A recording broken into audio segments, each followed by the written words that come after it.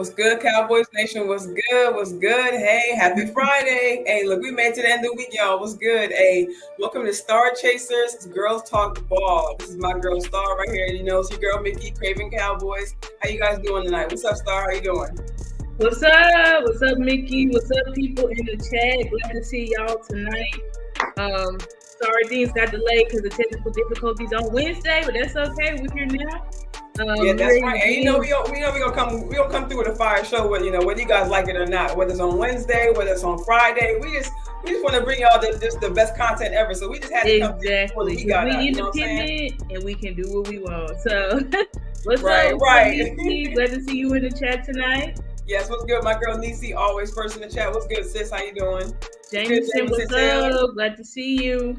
What's up? What's up? Hey, thank everybody for coming through. Hey, shout out to your Braves. Hey, they may be losing right now, but hey, there's still some time left. And you said right now, so I mean, they still got some time against the Nationals.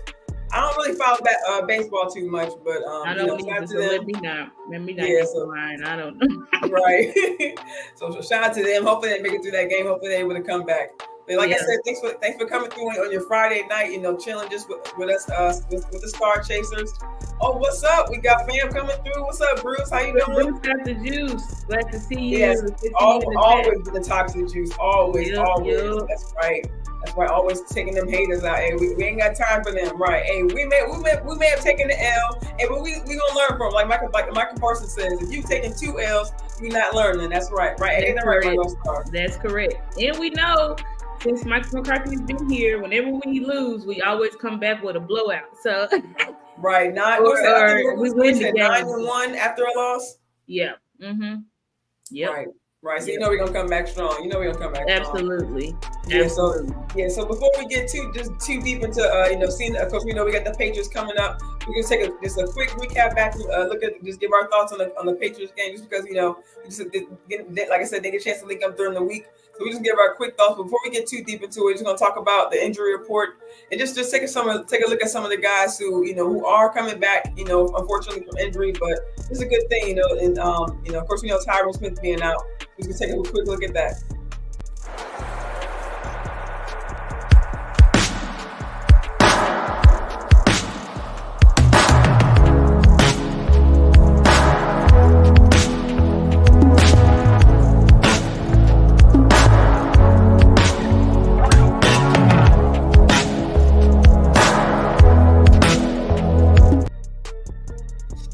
All right, guys. So before we get too far into it, let me know if you guys can see it. We're just gonna zoom in right quick. See, of course, they had Tyler Biadasz go out because of his hamstring. Mm-hmm. Hold on, let me bring it up right quick.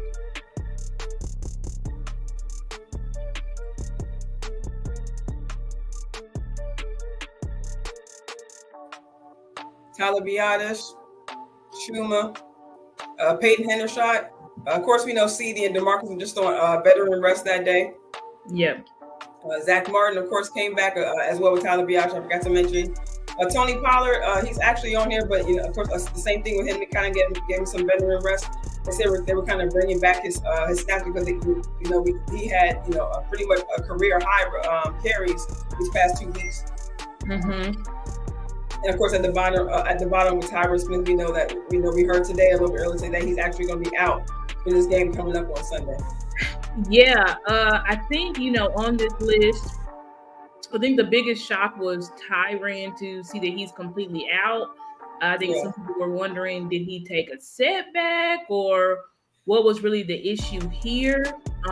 Because as we know, he was suited up last week. Now he didn't play, but he was basically an insurance policy, and I guess things got too bad with Chuma that they were going to put him in.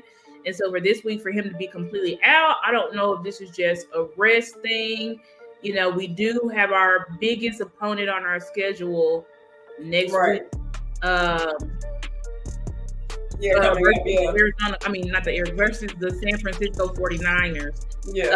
So maybe they're just trying to give players as much rest as possible to prepare for that game, because that is a huge game for us. I know the media tried to blow this Cardinals loss up like it was just says everything about us as a team, but we know that's BS, guys. Because honestly, we had won They try to make it act like if we won this game, it would be a big deal. Now you know damn well Right. this wouldn't be no big deal. They would Right. the media would have been like, yeah, y'all should have blown them out. They don't have Kyler. Exactly. It probably would been quiet as kept. Like, oh, like they right. be exactly. Like that's what's so crazy about this media and I put several tweets out today because the local media, 105.3 fans, they are such dead haters, and I hate that. Oh my gosh, yes. It's terrible, and it's like now it's just so glaring. Like before, they were kind of like taking sneak disses here and saying wait, maybe Dak couldn't do this, that, and the maybe can this. Now it's just so blatant. Like even like the guy I saw the clip. I try not to watch it because I don't even like listening to them sometimes. But I'm like, let me just hear what he has to say. And he's just like, well, Dak is not the guy, and I'm like, well, that guy is he's always hating on Dak. Exactly. Like what? Why in this game? They trying to act like so. You tell me if Dak threw 6 touchdowns and 600 yards, y'all know damn well no one would care. They would be like, yeah, that was against the Arizona Cardinals. Right, like, exactly. Trying to act like this win, this was such a big deal and we needed to win this game is total BS. Now I get what I'm trying to say last week against the Jets because they didn't have Aaron Rodgers. They didn't have Aaron Rodgers, even though the Jets, and I put that out on Twitter. I put that on Twitter today. The Jets hadn't given up that much points to an offense since week 2 last year exactly. Against the Browns. So please stop it. Please stop it. And let's not forget, they always forget to mention now all of a sudden that the Jets were top 5 defense last year, but they're quiet on that. And they're quiet on that again this year. So please stop it. If Dak Prescott went for 31 of 37 touchdowns, no picks, please stop it. Please stop it. When I tweeted, I was like, when Dak obliterated, Dak had to defy history to win that playoff game last year. We hadn't won a road playoff game in 30 years. We had to go to Tampa, against Brady, who all of a sudden old now. But Brady, whom no Dallas Cowboys quarterback, Tom Brady was undefeated against. Right, that was haunting the Cowboys going into the playoff week 1. That was haunting us. No one has ever beat. We have never beat Brady. It's total BS. We just wish Dak could just show when it matters. He does. Like, what are y'all talking about? Remember the Eagles game when we literally let Gardner Minshew throw 300 yards on us? Right, and we still put 40 on them. Scored 27 points. We were down in the fourth quarter. It was 24-37. Right. And Dak had to throw to a guy who's not even on the team to convert 3rd and 30. Right. Like, please stop with he's just never the difference. He's never the difference. And by the way, now you mentioned 27 points, the 27 points that Hurts never put on Dallas. No. He played us. But also Dak just can't win when it matters. As if Dak hadn't won playoff games, huge divisional games. As if he doesn't control the division, which is the first step to even the first thing you need to do to even make it to playoffs. Exactly. Like, just tell him, girl, for real. Dak still leads the league in comeback wins. Right. Exactly. Still, with all that time missed. Exactly. And y'all talk about he not clutch and he just doesn't show up when it matters. Just stop, please. Because every single team loses to a team that they shouldn't. Right? Exactly. We saw week 1. We won the Chiefs. Chiefs lost against the Lions this year. Exactly. Now, although the Lions are good, but still exactly. The Super Bowl defending champions, right? And they lost against the Lions. Right. They lost against the Colts last year. Matt Ryan and the Colts were horrible last year. The Jags just lost against. They got their asses whooped by the Texans this year. I mean, just this past week. Who else lost? It wasn't. They said Baltimore got beat by the Colts. Yeah, it's like just please stop it. Just please stop it. Yes. Every team loses against teams they should be. It's football. Right. It's football, and anything can happen. Right. Before we go further, we got to shout out the number 1 Cowboys fan in the building. What's going on, Eastside Harold? What's up, man? Hey, how's 1 and 2 feeling? How you feeling today? How you feeling? Well, CJ Stroud won Player of the Week. Good for y'all. I mean, Player of the Month, Rookie of the Month. Good. Right. Right. Hey, shout out to So Over in the building. Shout out to Glad to Yeah, see shout out you. to James Simmons. He slid in here. What's going on? How you doing, James? How you doing? Glad to see you. Hey, my guy Tavis was good. Was good. He's so glad to see you. People are just funny. It's just that got to get off his back foot when he throws the ball. Right. Okay. Yeah, and also make sure you don't land on that back foot. You know, knock on wood like we did the last time we played the Patriots. And make sure we gotta avoid that. That's true. Yeah. I think, obviously everybody wishes. Hey, what's up, Kevin? Glad to see you. Kevin, how you doing? Thank you for everybody wishes their quarterback could be perfect week in and week out, but the fact is that's just not going to happen. Your quarterback's not going to be perfect week in and week out. Right. But to act like the Dak got to put the team on his back and really won this Cardinals game that anybody would give a crap, like just no one would care, including the fans. Bruce says he said I get the feeling it's going to be another walk-off win game. I could say, and the way it came down the last time we played them, it actually seemed like it came down. Like it came down to the very last play. They were playing. Both sides are playing each other very physical. Right, very physical. And mind you, did Dak not put the team on his back in that game? And Dak put the most yards up on a Bill Belichick defense ever in the. And I was going to say, and I think CD mentioned in his interview that he hit 150 yards. The number one weapon on our team, who they might supposed to be taking away. Like, just please stop it, guys. There's like just endless accounts of Dak Prescott showing up when it matters. Like, just please stop it. I think y'all just because the team has a hard time. Actually, Kellen Moore had a hard time defeating the scheming and defeating the 49ers. That we all of a sudden are saying just Dak just can't show up when it matters, and it's just totally is. If you look at all of Dak's playoff games, I've said this argument multiple times on my Twitter. If you look at all of Dak's playoff games outside of the 49ers game, it's very good. It's very good statistically. So just stop. I feel it right on that. And before we go on, we're going to take a look. After we actually take a look on the other side of the injury report, we're going to bring up,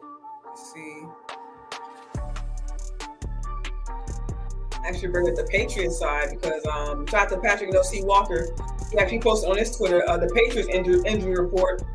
Christian Barmore, defensive lineman, Devon Godchow, hope I'm pronouncing that right or wrong. Defensive lineman Jonathan Jones, a starting cornerback. City So, offensive lineman. Cole Strange, starting left guard, and Sean Wade, a cornerback as well. They definitely got some guys nicked up for sure. Cole Strange, I think for sure is a starter for them, if I'm not mistaken. Yeah. That was their first round pick last year. Oh wow. City So, I don't know if City So is playing or not. But Christian Barmore obviously is is a starter on that D line. I don't know about Devon Godchow, but I know Christian Barmore and for sure Cole Strange are starters. So I don't know if they'll be. I'm still on here. Okay, yeah. Sorry, I got a call if my freaking thing is connected. My MacBook is connected. I don't know if these guys are gonna actually not participate. Usually with questionable, it can go either way. It's really just a game time decision. Yeah, because he did mention that Jones missed the last two games, so maybe he missed the last two to take rest off. But if he missed the first 2 weeks the first couple weeks of the season, because of injury, maybe he might, depending on how early or late their bye week is, or depending on Jonathan Jones, that's he's missed 2 weeks. That's their starting corner, So I'm pretty sure this is the Cowboys. They're definitely these players are most likely going to be playing. If they can go, they can go. Bill Belichick is going to obviously try to build off of their momentum, defeating the Jets last week. But that's what they beat the Jets, right? That's the Jets last week. Yeah, just last week. Mm-hmm. Yeah. So they're definitely gonna try to. Every freaking team plays us like it's their Super Bowl. So. Yeah, and the Patriots are not. I mean, when you mentioned the Jets, and it kind of the Patriots don't really put up. I mean, I know kind of getting hammered. They don't really put up a lot of points because that was a low scoring affair. I think it was like 19-15. Yeah, they're a defensive team through and through. So they're not gonna put up a lot of points. They're gonna try to. Their game plan is to control the clock and control the clock, limit big plays. People have been talking about it. Play discipline. They're super, super duper disciplined. What's up, Fresh King? What's up, Fresh King? Good to see you in the building, fam. How you doing? Because what's good with the win on the past. We'll get to that. Impactful win. Yeah, we'll for sure. I think you want to answer that now or later on in the show. Yeah, we'll definitely get to that. We talk about the Patriots. We'll get to that too, for sure, guys. Yeah, Taylor says he's getting sick of the injury bug. Yeah, I feel you. We saw Peyton Hendershot added on to the report. Yeah, that was a little bit of a shocker too. Yeah, everybody, we just get them. But guys, what we got to look at, silver lining, is we would rather. What's up, David? Glad to see you, David. How you doing? How you doing? Thank you. We appreciate that. Yeah, we do. We would rather have these injuries now than later, and that's what I want y'all to also think about. Everybody just gets so concerned about the Eagles. The Eagles have not faced injury like we have faced, so it's better for us that they obviously. I think one of their corners, I think, went down. Was it Maddox? It was Maddox, yeah, Vontae Maddox, yeah. He tore his back. So he's out. So that's a loss, right? Yeah. But I mean, Avonte Maddox is not Trayvon Diggs. So right. So we definitely just have had more. What's up, Sports Junkie? Yeah, what's up, Sports Junkie? What's up, fam? How you doing? We're getting our ass kicked now, but I'd rather get our ass kicked with injury now than later. Then later, right? Exactly. And that was kind of the bright spot, like we talked about earlier. The younger guys are able to get snaps in there. Right. So it's just like, just look at it that way, guys. I know it's bothering us because it's just like every week is like another freaking injury. But if there's anybody that can manage injuries, it's Mike McCarthy. He said, okay. Yeah, man, remember the Patriots were getting trolled. What's up, Stephen White? Right. Hey, Stephen White, how you doing? They were getting trolled when they picked Cole Strange. Right. Cole Strange did great last year for them. So, hey, what's up, Peasy? How you doing? What's up, Peasy? Hey, thank you once again. Thank you everybody for joining us. For sure. All right, so just go ahead and jump in and just quick, like I said, quick recap of the game we saw last week. You know, they talked about pretty much the whole week, the 3 blinking lights that McCarthy wanted to address in practice this week. Of course, the red zone efficiency, the penalties, and of course the run defense. Right, absolutely. So when it comes this is actually a topic that Star brought to my attention. Now, whether in the red zone, whether it's going to be play calling versus execution, or whether it could be both, affecting how we're able to score.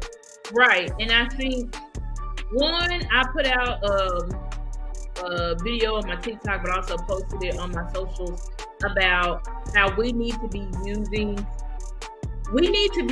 diversify, just like Nikki put here. Our RB room needs more involvement.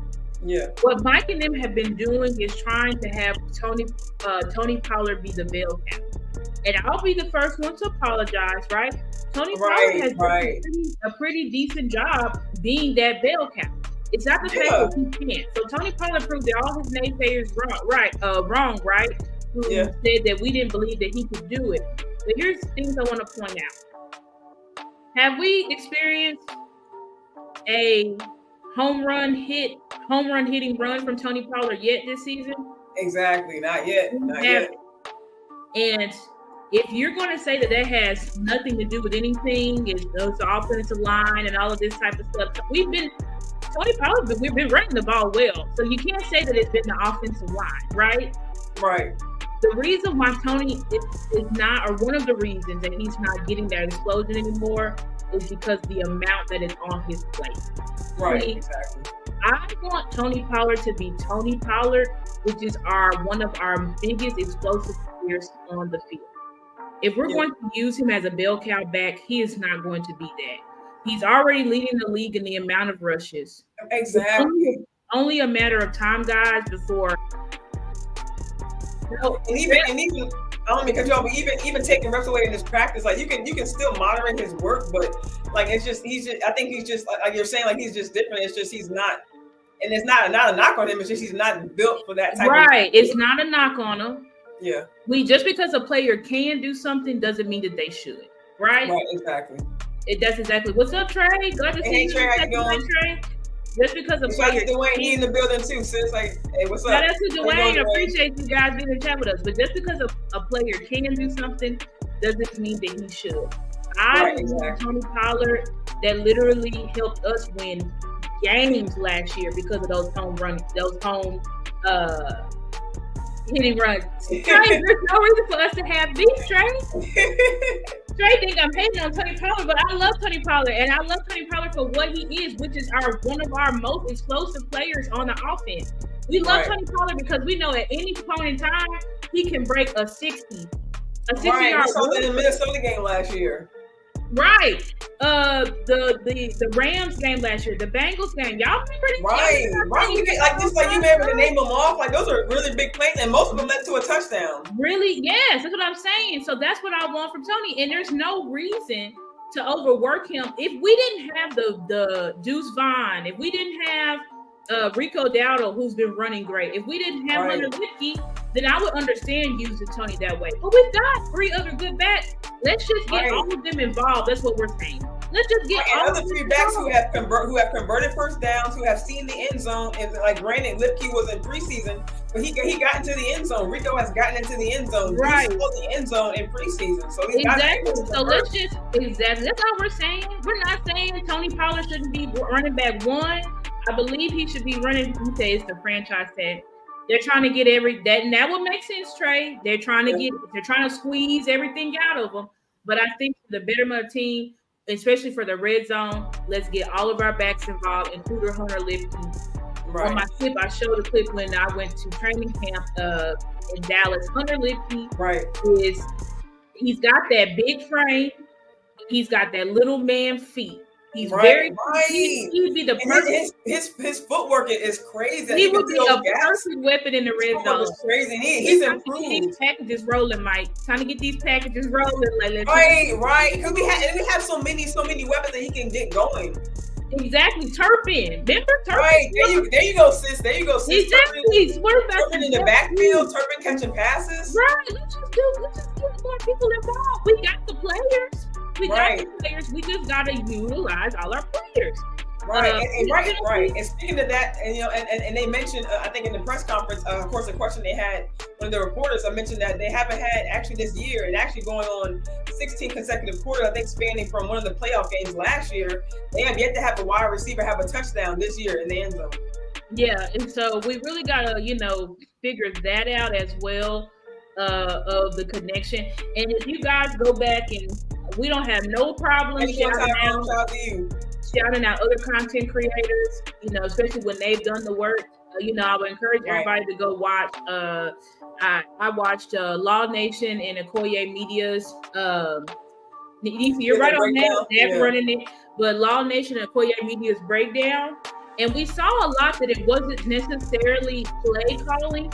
It was execution, but it's still both because Mike needs to also call packages where we're getting other personnel involved because Mike does like to go conservative in the red zone. And I said on my show on Monday, the reason for that, guys, obviously is it's harder to pass in the red zone because the field strength. It's easier for defenders to cover up those passing lanes. And if you watch the film versus what the Cardinals were doing to us, they were staying in two high safeties and quarters looks all game, even in the red zone. So that means that they're dropping a lot of guys in the coverage, which makes it a lot harder to pass on. Yeah. So that's why I'm saying, if Mike wants to be more conservative, we also need to diversify the personnel that can just do a little bit more in that red zone. Exactly. But there were opportunities. Like CD could have had a touchdown. He didn't go for the ball. And I was surprised. And I've seen CD do it before, but not just so blatant where he's automatically looking for the flag before the play's even done. Really, they're so sensitive. The wide receivers in today's time are so. And you're right. And you hate to say it because some people be like, no, it's let them be. They're so sensitive, bro. It's that diva-ness in CD Lamb and Justin Jefferson. He the same way. When they get in their head, they start pouting. Y'all remember Justin Jefferson literally throwing that temper tantrum? Right. Here with Jair Alexander. He was It's literally like having a child temperature. I'm like, what is going on? Like they get in their head. CD, he just on the sideline, just getting mad. When he puts that towel on his head, I'm like, come on, bro, don't. Just pouting, like, come on, bro. You are number one. You're our leader, bro. We gotta do better. Be that leader. We gotta do better. Parsons too. He pouting on the sideline too. You know what I'm saying? It was a lot of pouting for my young leaders, and you know, I'm gonna give them benefit of the doubt because I did put it out. Yeah. You know, Micah said on his podcast, Dan Quinn said in a press conference. Obviously, when Trey went down, that impacted the locker room majorly. Trey is extremely close with Micah, extremely close with CD. And for them not to have their brother on the sideline who they feed off each other's energy, they encourage each other. It was a lot for them. I know this is football. I know they're professionals. I know they get paid millions of dollars. Y'all don't have to tell me all that. I already know all that stuff. But still, at the end of the day, the players are human and it affected them badly. And one thing that Dan Quinn said was, because I think the reporter was like, was it just like a next man up thing? And Dan Quinn was like, only people who say Quinn next man up are like people who are not in this locker room. Right. Like, no one says, it's just something fun for the fans to say, oh, well, next man up. But do you think that's what they do in the locker room when their brother goes down for the season? Exactly. After the season that he was having, Michael said everybody was crying. Al Harris was crying. It was hard for the team. Because even Dan Quinn mentioned that even at that moment on the field, it's like a Trayvon. They both knew at that moment when it happened. So you can imagine the reaction right there. It was devastating. So it's just like, I know, guys, these are professionals, yada yada yada, but they still have feelings, guys. They're not robots, unfortunately. Yeah. And Sports Junkie, look, let's be honest, fam. It's only week 4. We can't be on nobody's helmet on week 4. Let's just chill out. Out of 17 games, really, out of 20 games, if we're being for real, like, we can't be on nobody's helmet in week 4. It's a new system. It's new play calling. It's, you know what I'm saying, a new personnel. We have all of our rookies made the team, so it's new personnel. So they're all getting. We had 3 backups on the offense. Right. We're just trying to get acclimated, guys. Understand, and that's why I brought up the thing with the Eagles. Like the Eagles really haven't faced hardship as we faced. To be quite honest, they're making so many mistakes. They're getting lucky. They're getting lucky. They could very well easily be 1 and 2. Right. Trey says, what's your starting O-line for Sunday?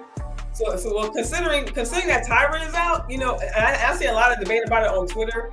A lot of people are saying swinging Tyler out to the left tackle. I personally want Awesome out there because he played left tackle in the Giants game, and we saw that big block he made.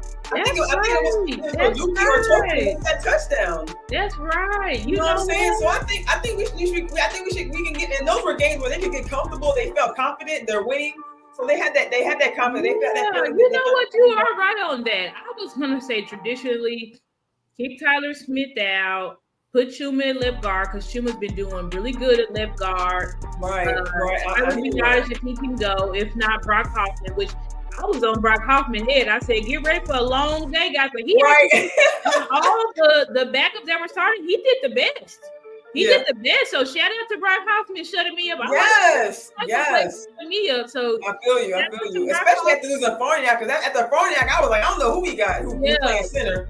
Because I don't know who we got. But I guess Brock said he's a real life gamer because in preseason he was terrible. Yes. But he showed up this past game. So shout out to Brock Hoffman. Yeah, he did. And, hopefully Zach can start. If Zach can't start, then we're just gonna roll out with TJ Bass again, and it'll be Terrence Steele on the right. Yeah. But I like that idea that you pitch. Maybe we should. He already has, he's already been in that position, and like you said, Tyler, he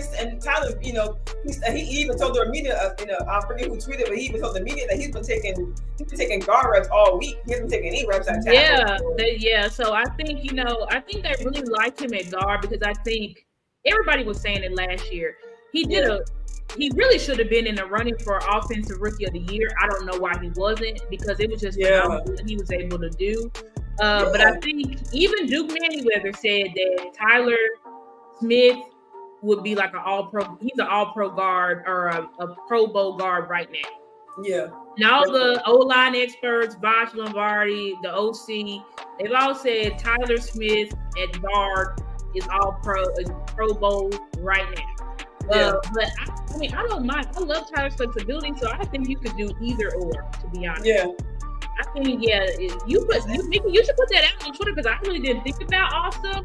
But he actually showed us he can handle that left tackle position. He's athletic. I'm wondering why a lot of people are forgetting on him. I'm seeing people constantly saying kick him out, but if you're seeing that the Cowboys are, they just seem pretty firm at keeping Tyler at guard. Like even at guard, they want him at guard. Yeah, and they were heavy on guard with him, even with the musical chairs, as they always say. He kind of stayed in that spot, so they seem pretty firm on him being guard for the future. Yep. So we'll see how they play around with that left tackle. The time he's a Pro Bowl tackle, but all pro guard. Yeah. I can feel that. I think if we continue, I think they're just trying to really get him honed in to one position. And I think Solari and Mike Shoddy, they obviously think that guard is the key for him. So they grooming him, and they're just trying to get him as many reps as guard because they believe he's going to be our guard of the future. Yeah. Patriots have a good rush and blitz often. We know about Judon. He'd be on both sides. Yeah, that's true. Yeah. Judon is nothing to Judon is definitely nothing to play with. He's definitely right. And actually, now that you mentioned Schottenheimer, I'm gonna just play this real quick clip early this week where he kind of, because they, right after the game, of course, like everyone was talking about using personnel right there in the red zone. Someone asked him that question in the press conference. I just want to play his answer. To what what he asked. Yeah, go ahead for sure. And let me know if you can hear before I place it on.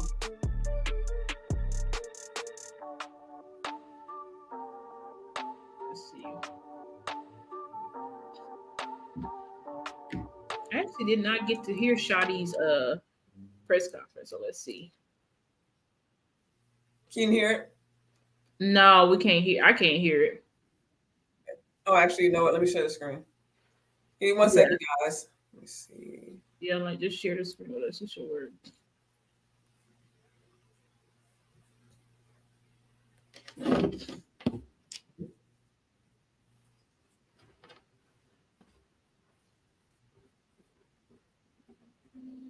Unfortunately, we fell short because we weren't able to get the ball in the red zone. All right, perfect. Sean. Hey, Brian. Sonia's at The Athletic. In the red zone, you guys were the top team in the NFL last year. With Dalton leaving, Zeke leaving, how much of it is a personnel adjustment for you guys as well to figure out which players can capitalize in that area of the field? Yeah, again, every year is different.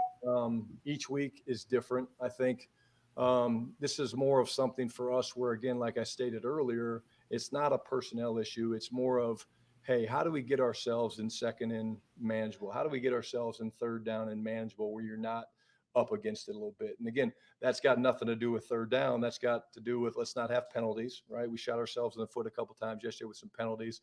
I think of the 7, we had 3 in the red zone. That certainly hurt you. But this is not a matchup thing. We've got terrific players, and we just have to execute better. We have to coach better. And when the plays are there to be made, we have to do those things. And it'll be a big emphasis for us this week. We'll get it started early. We'll rep the hell out of it. We'll make sure that we feel good about the plan. But again, it's certainly not something to do with our players. We have really, really talented guys that we feel very good about. And like anything, when you have something that you struggle with, what do? You emphasize it. And the way our players are wired, they're going to bounce back and they'll accept that challenge. And I think we'll play really well this week down there.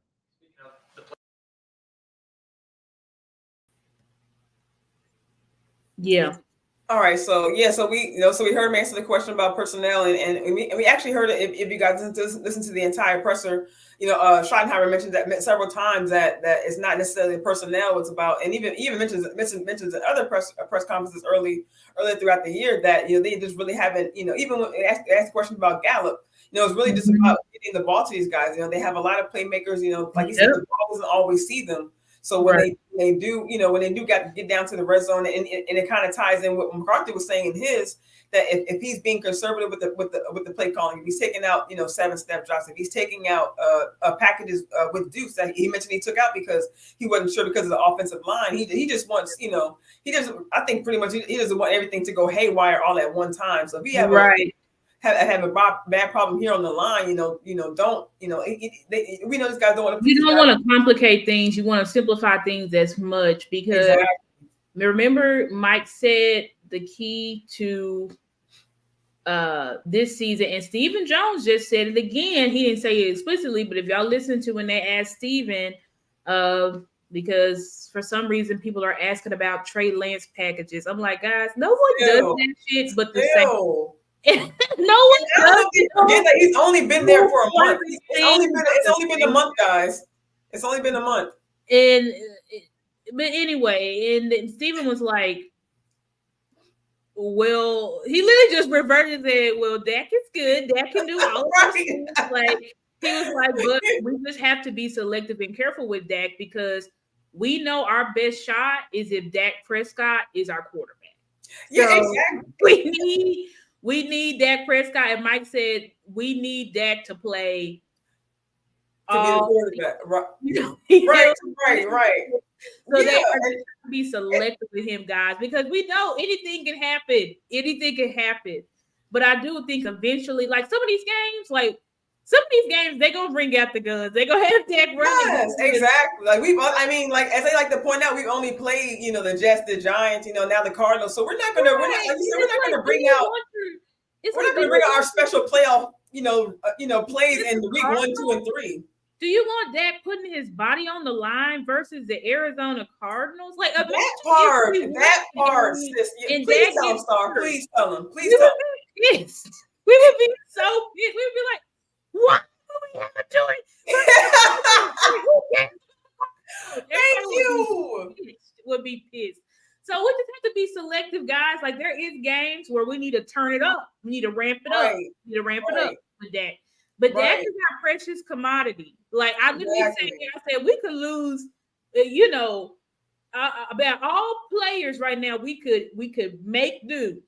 Right. But there's one player that we know if this man goes down, we don't care if we even get to the playoffs. We know we're not winning the Super Bowl, and that's facts. And I don't know why. I don't know if they're afraid to admit that, but that's just facts right there. That's just the bottom line.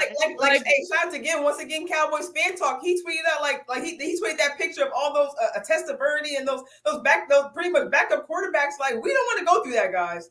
We don't want to go through what the Bengals could have went through if Burrow, because he's hopping on one leg right now. Yeah, the Raiders right now playing with Jimmy Garoppolo. Need to be resting him because it's like there's just a bigger picture.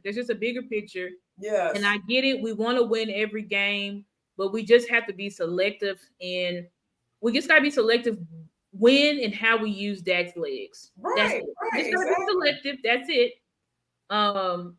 Coach criticism, right?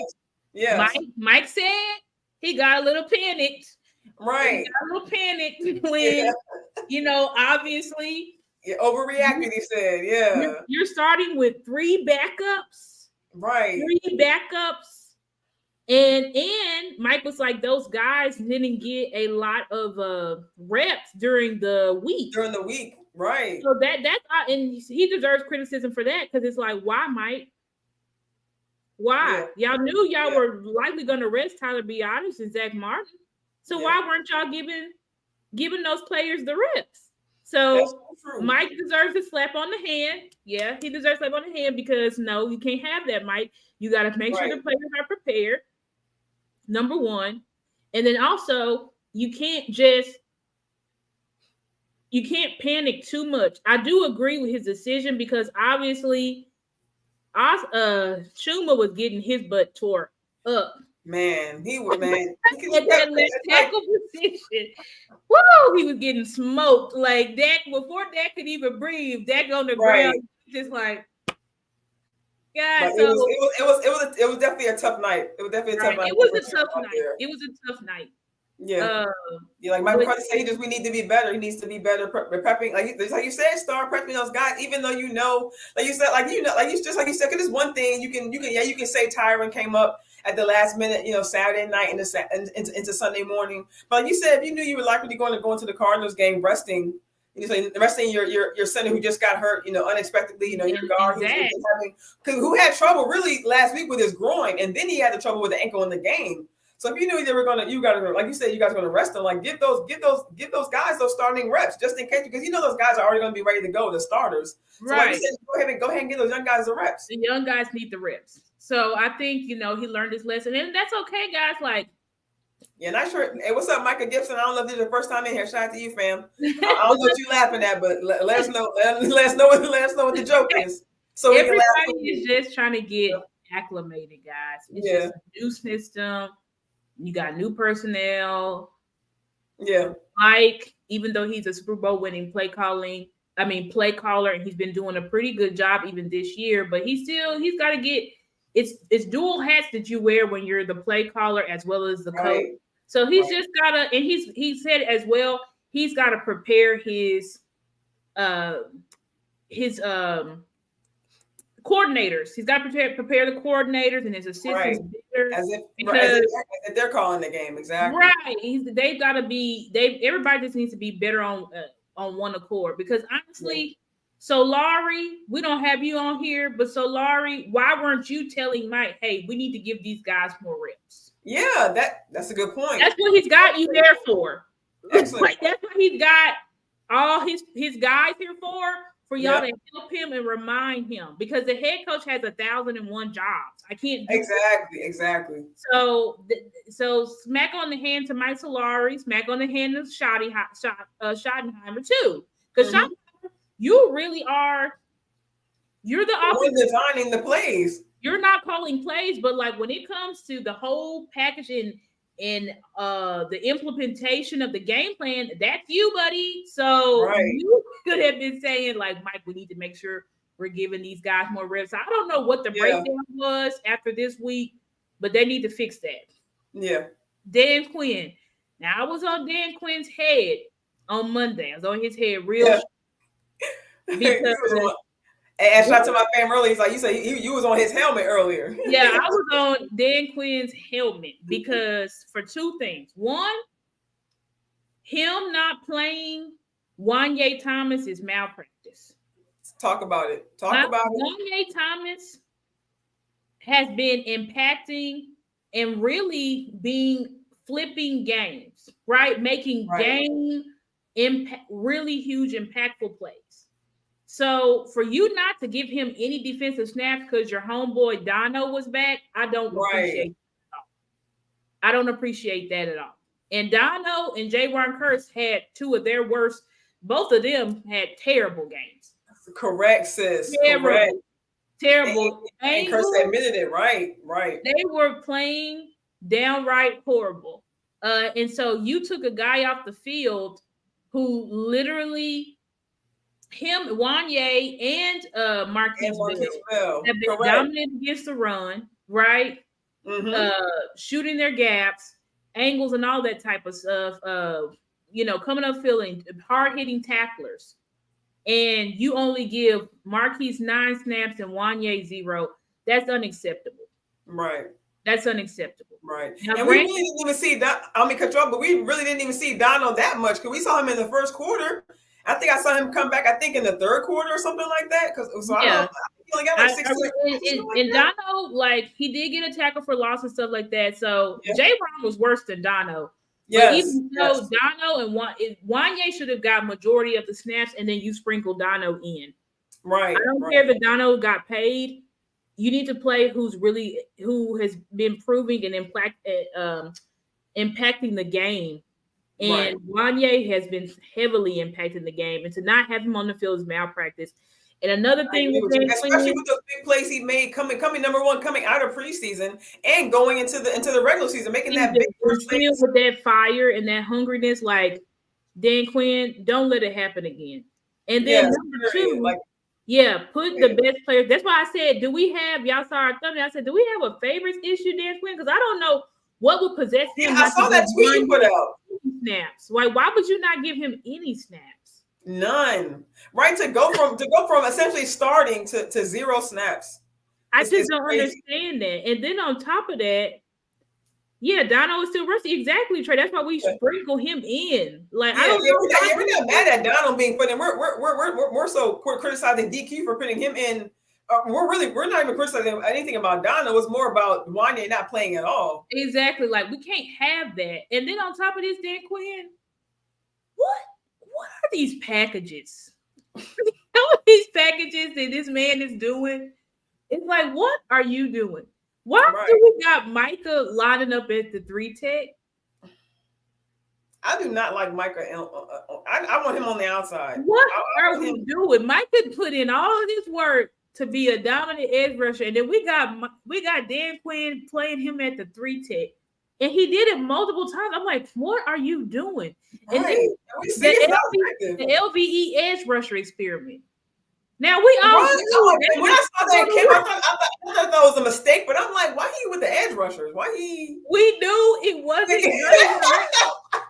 LVE. Now I retweeted my guy Martin Talk Cowboys. Martin said LVE is a special teamer at best. Now I just retweeted because I thought that was funny. Now I don't think LVE is a special teamer at best. LVE is a good linebacker, but he's not. He is a pass coverage linebacker. He's not really a guy that comes down and field. But I saw LVE be aggressive in previous 2 games. There was a hit that LVE laid either in. I think it was in the Jet game. I think it was in the Jet game. Like that was so LVE. He can do it. It's just not his natural nature. Right. There's also a reason why you shouldn't have LVE on the line, Dan, because if you have he's got a block shed. He can't. LVE's worst, his weakness is he cannot shed blocks. Right. So why you go? You set LVE up for failure. You set him up for failure. The whole alignment, the whole defense was confused because the alignment was just very, very weird. Yes, Trey, I agree with that. LVE and Clark. I don't know what was going on with my guy. Clark too. He I don't know. Something about his reaction time. Clark was playing. LVE is hesitant, like Trey said. He does. He for some reason. Stop it, DC.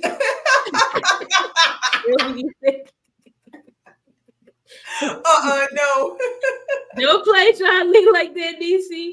But LVE, we know LVE can be that dominant force. I mean, we saw what he did in the biggest games of the year versus the San Francisco 49ers. Exactly. He played his ass off, making solo tackles, stopping what's his name in the hole? Who is that over there? Debo. So we know LVE has the capabilities. Yeah, and he had a decent camp, so we're not knocking him because he had a decent camp. We just like Dan Quinn, don't set him up for failure. Like, stop putting him on the line. He cannot shed blocks. Right. And with Clark. Do you think they did that so that way they wouldn't have to get another linebacker trying to move LVE around? What? Mickey, I can't tell you. Dan Quinn with these packages, I think he's just, you know what I think Dan Quinn's trying to do?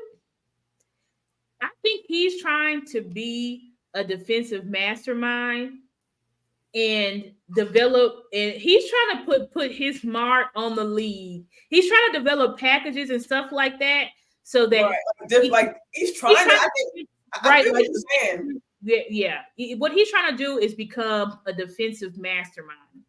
And like to add on to that for me, it's almost like he doesn't know, like he knows he's being recognized for it. Like he knows he's a mastermind. Like for me, he's like doing extras. Like you're already a genius, but you're doing like dumb genius stuff. Right. He's experimenting so much. He's just trying to see what works. But it's like, man, you're looking foolish. Like some of these packages is foolish, Dan. Yeah. But what I will say is that because just not saying it's the same, but we did hear him last year when he said he was going through experimentation before the playoffs with the cornerback room. So maybe, not saying we had a cake schedule starting out, but maybe before we got to San Fran, maybe he's just trying to try things out, possibly. Yeah. I mean, early in the season, we are playing the Giants. We are playing the Jets. You know what I'm saying? We are playing the Cardinals. Right. We probably could get away with some stuff, some of these things. So maybe he thought he could. Maybe he underestimated too. Maybe he didn't admit it, but maybe he came in thinking like, did. I think it was, with the Cardinals, I can do this, I can do that, and get away with it. But. Correct, and it's like, congratulations, you played yourself. So it's like, are you stupid? It's like, congratulations, Dan. You so right. like they definitely thought they could get away with a lot of shit versus the Cardinals. Right. Like right. we obviously played ourselves. You played yourself. Yeah, very much And, so. With Dan, it's like, Dan, now that the games matter, I get it. You want to be creative and stuff like that. But at the same time, some of these packages and stuff like that, like you should have been trying to. But I mean, we don't even play our stars in the preseason. So I mean, I get it, Dan, but at the same time, like when you see it's not working, don't keep doing it. Exactly. That's the thing, Star. And you're constantly pointing that out, like on Twitter. Like even like it's one thing to, like we always talk about adjustments at halftime, but like you say, if you come out the first quarter and I mean really after the first couple of plays and they're running on us, like you see exactly. That's my problem with Dan. He doesn't seem to adjust well in games. Right. And I'm like, why? Like, we knew exactly. And we knew, it's like, you knew the Cardinals weren't going to have Joshua Dobbs playing, throwing all over the field. You knew that they were going to run. So to be running these pass rush experimental fronts, it's just weird. And then when you realize, okay, this isn't working, put your guys in a traditional 4-3 defense. Yeah. But Dan just was still doing those weird packages. Yeah. And I will get to you, Trey. And they did come down, and they also did come down in penalties too after halftime. I will say that. Right, they came down in penalties and stuff like that. And they did better the second half, but still, they still scored like. They still scored after that to seal the game. I mean, but they still scored before that too. But I mean, let's not act like they didn't give up touchdowns. I mean, and part of that is not necessarily Dan's fault. Well, yeah, it is as well, because Dan, what in your mind said, let's put 32-year-old Stephon Gilmore on Marquise Hollywood Brown. So when we saw that Marquise was taking his lunch just with getting catches on him, Dan said, you know what, we're going to keep him on him. Right, and girl. Ends up giving up the touchdown. And then he was like, man, and even when the broadcaster is saying, oh, man, he's just a step behind, like, come on. Like, come on, man. Like, I'm like, and you can see, like, he's literally like a half step behind. Gilly is still a top cornerback in this league, but we cannot have Gilly on those small, shifty young guys. That's not a good matchup. And I think that know that, but you don't know that. Like, I think that can kind of go into the preparation as well, because like we know we lost a trade, I think on that Thursday, so we lost him kind of a little bit late in the week. So granted, maybe I'm thinking like the same thing with the reps. Maybe he took most of the reps. I don't know what side he. I don't know, but it's just not. It wasn't a good thing. Then you didn't have Izzy McQuamu playing wide. Izzy McQuamu was your secret rep that was covering. He was scratched. I didn't know. I couldn't believe he was inactive.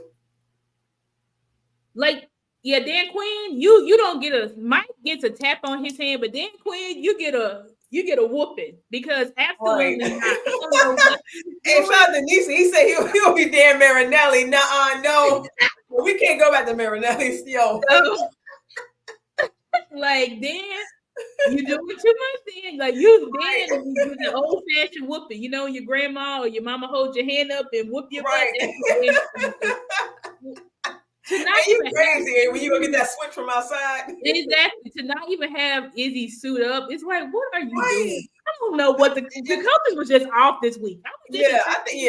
Because like you said, I had Izzy dressed and then you not use Wanye. That was crazy. I think I'm just gonna say maybe the whole coaching staff was just sad and freaked out about Trayvon Diggs. I don't know, but it was just a bad week. Bad week. It was just like you said, like everybody's been pointing out, just like bad on all phases of the ball. Like, it's just, it's the way everyone, like you said, the way everyone played. It was not good. Yeah, it was just real bad. Okay, what is this? Michael Gilkin. Yeah, so I just wanted to point out an article that Michael Gilkin wrote earlier this week. He just kind of pointed out three standout plays from all three. We talk about all three phases of the ball. The offense. We talk about Rico having more carries. Like we mentioned earlier about Pollard having the most carries. We just want to see Rico more involved, and even if not, not be at the red zone, we just want to see him more involved. Period. And also to kind of get Pollard rest, but also to see what Rico can provide with his pass. Because Rico has the juice. The Yes. kid has the juice. And all I'm saying is, Mike, just give him more touches than 4. Like, why can't we have Tony Pollard? Because Mike wants to run, he wants to get to those 30 rushing attempts. Right. So why not we give Tony the bulk, then the next, so give Tony maybe 15, 16. Yeah. Give Rico about 9. Give Deuce about 4 to 5. Right. Give Hunter in the red zone 5 or 4, depending on how many times we get down there. Yeah. Like, no one is saying don't. We just need to give each of our backs, and it's a good, like, Rico doing that change of pace between him and Tony is good. Yeah. It's good for the offense. It helps both of them. It's not taken away from either one. It helps both of them, honestly. I think it's going to prevent injury. Like, yeah, let's get both of those guys involved, please. Yeah. Please. And then although the defense did, kind of, of course we know the problem with the defense, but they did have those 2 big stops on the 2-point conversion that the Cardinals did both attempt at the goal line. Right, and that is huge and that is big because when you have games that come down to a point, right. Right. Of course, we saw D-Law step up and make that big tackle. Right. When he grabbed his foot, I was like, yeah, D-Law's still him. Yeah. He's still him in some ways, man. Absolutely. Like D-Law, like I think Gilly also had he was one of the guys who he had a deflected pass. Right, exactly. Yeah. And so he had the first play coming out against the Jets, tackling Breece Hall. So he's definitely still effective. Yeah, absolutely. He's definitely. And then and on special teams, Goodwin, of course, with his standout plays, like we were talking about Goodwin being not necessarily a journeyman, but we know he's been here at least 10 years, like teaching the guys on special teams, kind of being like another coach really to these, to when the coaches can't be there all the time, having their hands on these young players. You'll also kind of have like a coach within the player who's been there for a long time and be able to teach these guys up, you know what I'm saying, and then spend his spare time. And that's why, we keep bringing Goodwin back because he really is our special teams ace. He's been our special teams ace for years. And his impact on our team is obviously a serious one.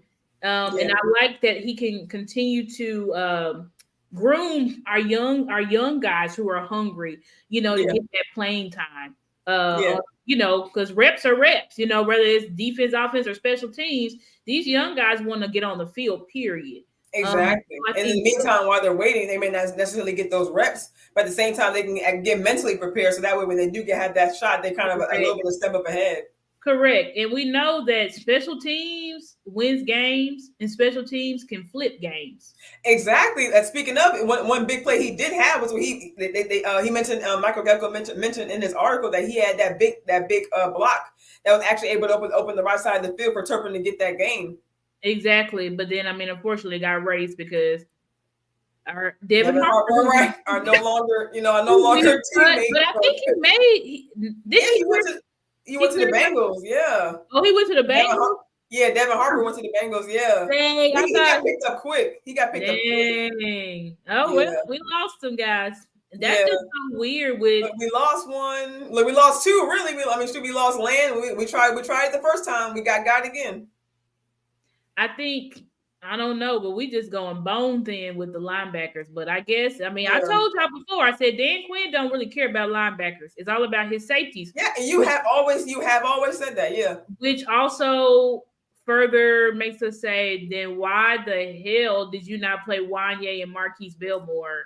Right. I don't know. Very weird game plan on Danzy. Yeah. But anyway. Yeah. So just looking ahead to the Patriots game. Of course, we know we got Zeke coming back. We know the whole hype with Jerry Jones talking about doing a surprise for him and welcoming Zeke back. And actually, it's kind of I do feel kind of not feel any kind of way because it is good. It is going to be good to see Zeke come back. Kind of a homecoming. Because Zeke has done a lot. I was kind of listening earlier. I forget who Shaw was listening to. I forget who Shaw was listening to, but they were going over the. I think I was listening to Dak's presser. He was talking about the memories of Zeke being here and some of his big plays he had. When he played against Philly and the Steelers and things like that. So it was good going over those memories, but of course it's different because he's coming back on the other side. Right, and Zeke now is the ops, but It's just no question. We do still have Malik Jefferson. That's true.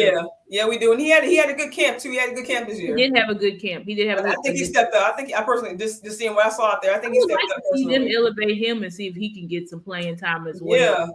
Yeah, because he was doing decent in preseason before he had that's what right. So I would like to see if we can get him involved because I'm kind of tired of just seeing him on the sidelines. Yes, right, and street clothes. Yeah, street clothes. Like, I've never seen this boy suit up like ever. Right. He's been on our team for 2 years, 2 seasons now. So I would like to see him get some reps. Yeah, I think I'm hoping that last year helped him out, kind of get his game up a little bit. So I think it helped him a little bit. Hopefully, we'll be able to see him, like you said. I mean, I think we have no choice now. Yeah, we need to get him some reps. Yeah. But with Zeke, it's definitely gonna be an emotional game. Zeke definitely spoke about how it's gonna be emotional, and he might shed some tears, but he also gonna play hard as well. I don't know if Bill Belichick is gonna feature him or not. I know many people think that he is going to feature him. Yeah, I was talking to my brother today, and he ain't gonna feature him. He's like, everybody saying that, but they like Bill Belichick ain't going back. You don't think so? He don't. My brother don't think that he's. Your brother? But I don't know. I was like, well, I don't know. We'll see. You know what I'm saying? Even if he does feature him. Maybe I'm not thinking maybe not heavily maybe not between the 20s, but maybe featuring heavily on the goal line because that's been especially with that being a lot in the media lately about how we're quote unquote missing Zeke when we're in the red zone, this, that, and the third. So maybe he might feature Zeke heavily in the red zone when they if they get to the red zone. And that's a possibility. I think that's a possibility. And, obviously they're still going to lean more toward Ramondre Stevenson, because that's their young back. But obviously, I think Zeke will have a role in the game plan. I don't think it's going to be like he only gets like four or 5 touchdowns, something like that. Right. We just looking here at the line. I pretty much just brought up the depth chart. We just kind of touch on the the people, the guys we see on their roster at the present time. And I actually forgot that Juju went over there. I forgot he went over there from the Chiefs. He's been doing terrible, by the way. Yeah, I haven't heard his name. That's what I'm saying. He's been doing terrible. He's not doing good. I'm like, that's the Patriots' biggest weakness is their wide receivers. Right? Exactly. I felt like Devontae Parker, Bill Wise.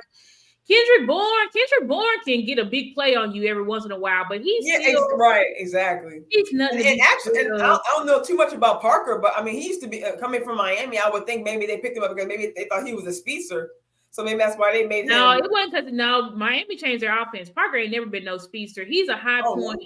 Yeah, he's a high point ball type of dude. Oh, okay. But he's still, Devontae Parker has never been anything to really. Well, I'm gonna say never, but for a while, he's not nothing to be scared of. Neither is Kendrick Bourne. Neither is Juju. Their weapons are. And Juju has always been like a 2-3, wide receiver 2, wide receiver 3. Correct. For the first time last year, he was a number 1 over there in Chiefs land. But y'all do know that the Chiefs obviously had to make a trade for Kadarius Toney because Juju obviously was secretly, not secretly, but the number 1 wide receiver is Travis Kelce. So he was really number 2 to Kelce. Exactly. So he was still number 2 over there, right? Yeah, exactly. He's always number 2. Right. So not worried about him. Now Hunter Henry. This is really weird. Their tight ends. Their tight ends is who are their most prominent or weapons that you should be a little bit concerned about. Hunter Henry, obviously Mike Gesicki. Those are very good tight ends. But I do like our matchup of our safeties. But our safeties got to have a better game. And I want to see Wanye on these boys. Wanye. Yes. He was on. It was week 1, but when they had him lined up against Wilder, he defended that pass. He sure did. That's exactly what I'm saying. I want to see Wanye out there. We could sprinkle in. Dono actually had a great pass coverage grade. Right. He barely with them 0. Right. Exactly. I'm saying the same thing. We don't. He a touchdown year, so he's going to lead the same way. Yeah, we better not let him get touchdown. But not on us. Wanye, what I was saying? Dono, he had a good pass coverage grade from according to PFF. So I did see that. Yeah, I think I did that. Dono, Wanye, Curse, but both of them, the safety's got to have a better day. Marquise as well. Yeah. Yeah. Hopefully he'll get some reps too. I would definitely want to see Bell out there more. They got to have a better, they got to have a better game. Now the Mac attack, Mac Jones. Mac Jones has obviously, Mac Jones to me is, how people try to say Dak is a quarterback you could win with. I don't agree with that. I think Dak is way better than a quarterback you could win with. But I think Mac Jones is in that category of a quarterback that you could win with. If you give Mac Jones the proper protection, the proper weapons, I mean, he's fairly accurate. I agree with you. Yes. Thank you, Star. Thank you. Because in games, they're constantly blaming Mac. In my opinion, in the Eagles game, he was putting the ball in these receivers. Yeah, although Mac is leaked, though, he was tearing the Eagles up. Like, Mac is accurate, and he actually had pretty good pocket presence. Yes. So, it's really, we really got to play a disciplined game because the Patriots are extremely disciplined team. Yeah. And obviously the Cardinals exposed us that, if we play undisciplined, it could be a massacre on defense. Yes. So, although they don't have the speed for it to be a massacre, but still mistakes give them exactly what Bill Belichick wants, which is to control the game, right? And to limit our offense. So we just gotta play discipline. That's all we need to do. We gotta play discipline. And I agree with you there, Trey. If he had better weapons, he would look a lot better. That's what I'm saying. Mac is really not. People try to say he's trash, but I'm like, he's actually not. He's not trash. Right, exactly.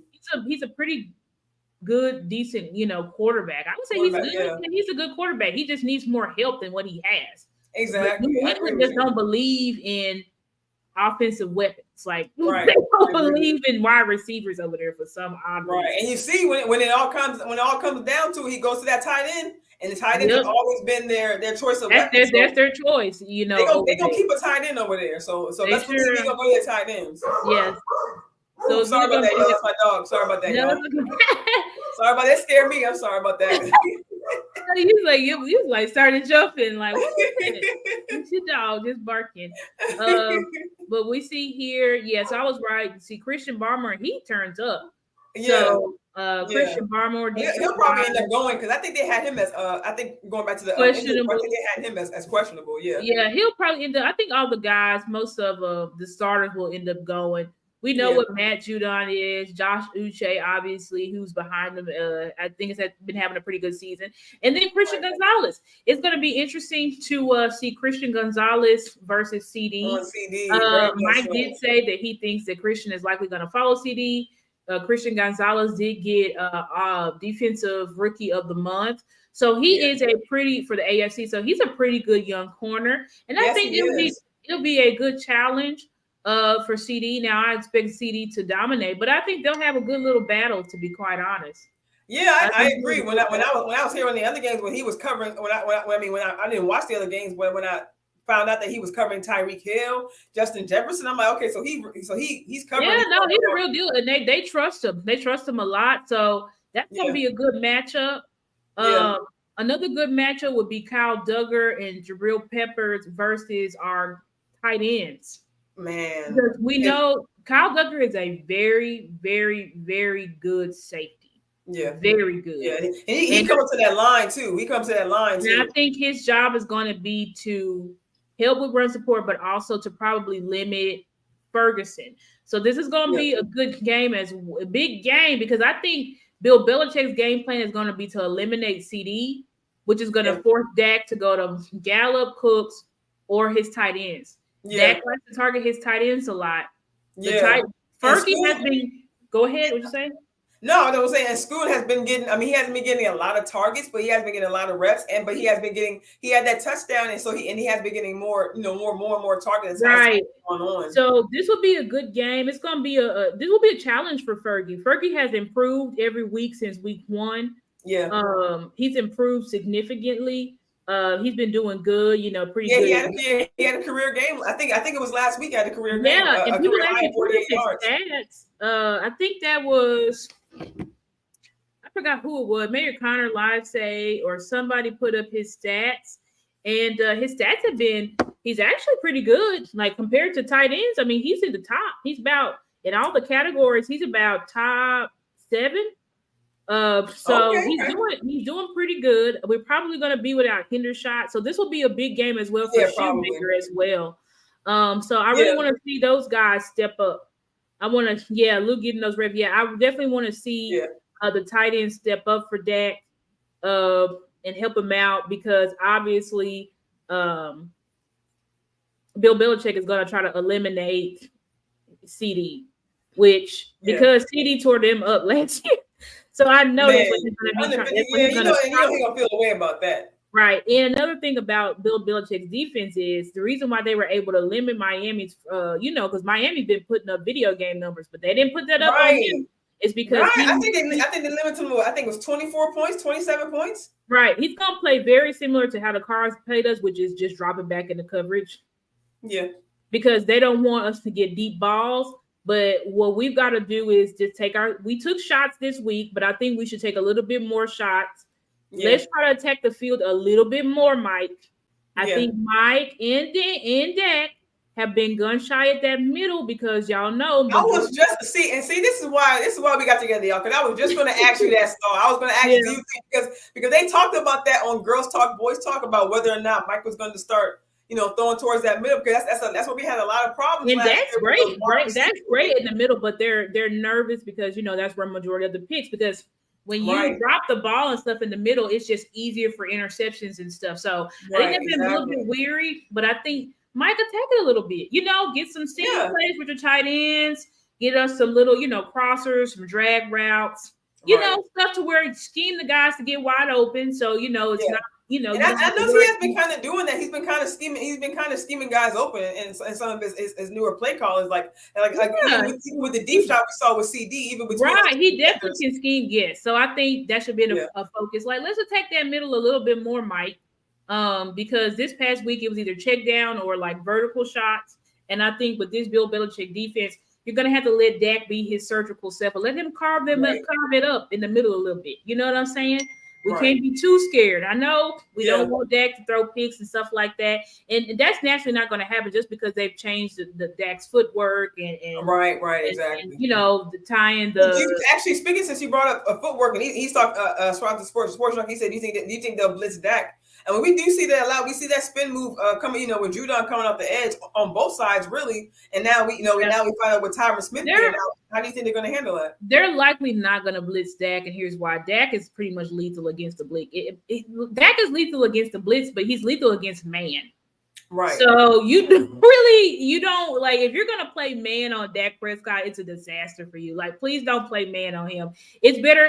What does Dak struggle with? Zone, the cover 4 quarters because you're blanketing so many people into the passing lanes in the middle. And so with Kellen and stuff like that, Dak was having to do a lot of forced throws in the middle. Exactly. And in a crowded field. Right, exactly. So, but if you want to blitz Dak or, Bill Belichick not going to blitz Dak. They're going to do whatever. We already see Dak using his legs on third right, and they're not going to long. Blitz Dak. Right, they're not going to blitz Dak because every smart man knows it's suicide. Don't play Dak. They try to play every single time. The Cardinals play man against Dak. Dak lit them up. Right. And if y'all watch Okoye and Lost Breakdown, they'll show you that. So you don't want to play man against Dak. You want to play zone, try to keep the ball in his hands as much as possible, and hopefully you guys can get a coverage sack. That's how you want to play Dak Prescott. Pretty much. And, that's why that's why we've changed the offense now so that Dak has the easy outlets to where he can do a lot of checkdowns. But I think, Mike, we've got to also get Dak under center more, do the play action more so that we can stay you guys open. We can do our rub routes and all that type of stuff. And then we can give Dak easier, uncongested throws across the middle. That's what I think they should do. Hey, what's good, Philly? Philly, how you doing? Philly in the building. Hey, much respect to you, fam. Hey, we appreciate you coming through, fam. How you doing? Exactly. Respect to you. Respect to y'all being. I don't know. Are you? Y'all a Philly fan or no? Yeah, Philly. I think that's I want to say is that Castro? No, that's not Castro. No, I don't know what it is, but if you're a Philly fan, what's up? Thanks for tuning in. Congrats, y'all 3-0. Woo! Yeah, so far. But anyway, we can't say that though. We lost our day, so right. Who did the Eagles play this week? They played Washington. Yeah. Yeah. That'll be interesting. Wonder what that wonder who that's gonna how that's gonna turn out. But anyway, we gotta worry about our own self. So worry about our own self. We got a home game coming up. Hopefully these boys hopefully be ramped back up for this game because just listening. I think I was listening to Skywalker Steel show early this morning.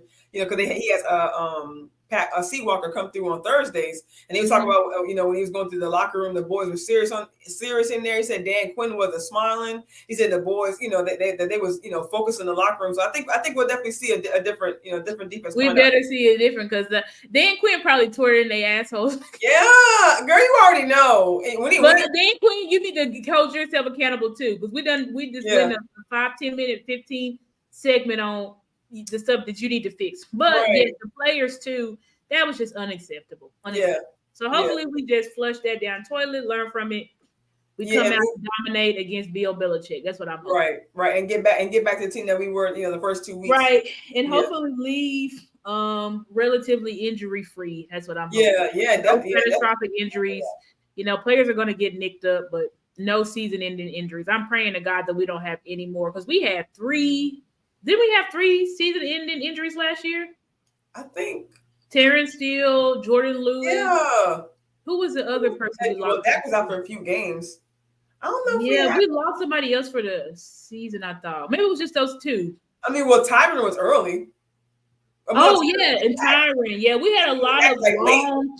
We either had season-ending injuries or a lot of long-term injuries. So because he came back like December. Oh, Anthony Brown. Anthony Brown. Yeah. We lost 3. Thank you so much for that. We forgot about that. Yeah. That's why we had 3. Yeah. So I guess I can not understand, but now I see why. I see he was like signed to a lot of teams, but he wasn't staying long. So he must have just been trying to, getting his resume out there, trying to get jobs. But I guess those teams were keeping him. No, and I think he's still on the streets.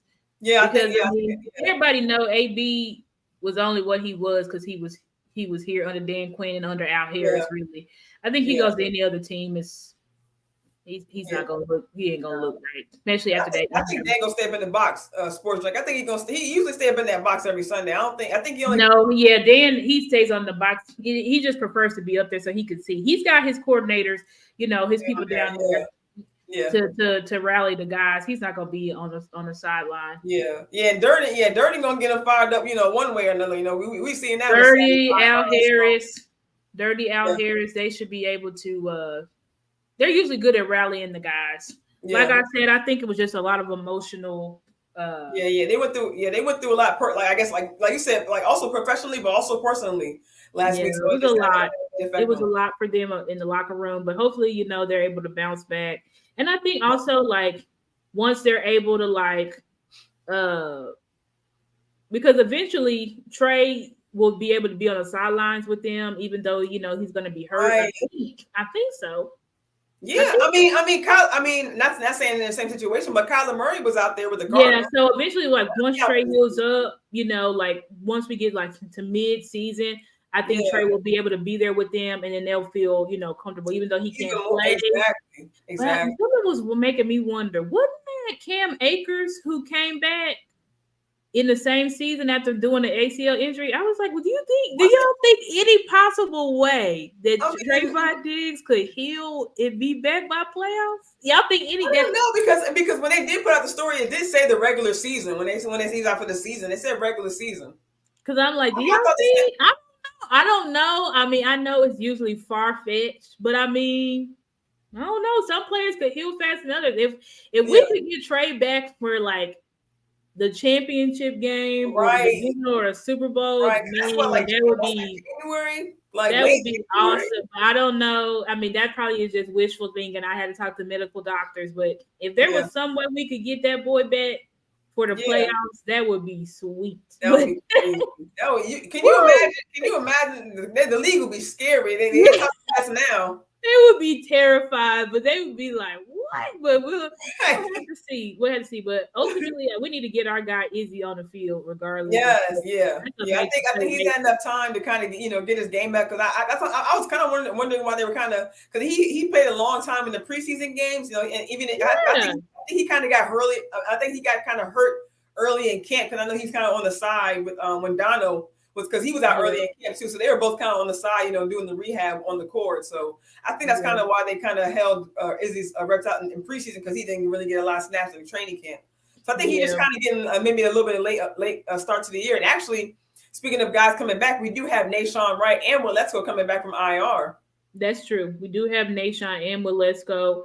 And, you know, I'm really hoping that, especially with Nashawn, that he's able to show us something this year. You know, obviously they kept him. We traded Kelvin Joseph.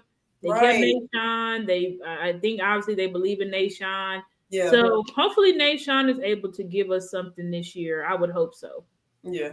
And I think Eastside came back to say who, but I mean, we're saying who when, you know, to your, I mean, you know, hey, congrats. Y'all got Dalton Schultz. Y'all got Brown. Hey, congrats to you, Eastside. He came back to say Cooks of the bum. Hey, congrats to y'all receivers. You know what I'm saying? Hey, shout out to y'all all pro, oh my God. Shut up, Eastside. Y'all best player over there. This fool is crazy. No pay Eastside, no mind. It's cool. All right. Is that all we got for tonight, or we got more? That's pretty much that's all we got for the night. Well, we gave y'all a long show. We almost gave y'all an hour 30 minutes. Before we wrap it up, just say thank you to everybody tuning in with us tonight. We really appreciate it. Thank you, special thank you, because I got somebody donated to my Cash App twice. Nice. Special Dewan Denman, thank you so much, Dewan, for donating to me. I really appreciate that from the bottom of my heart.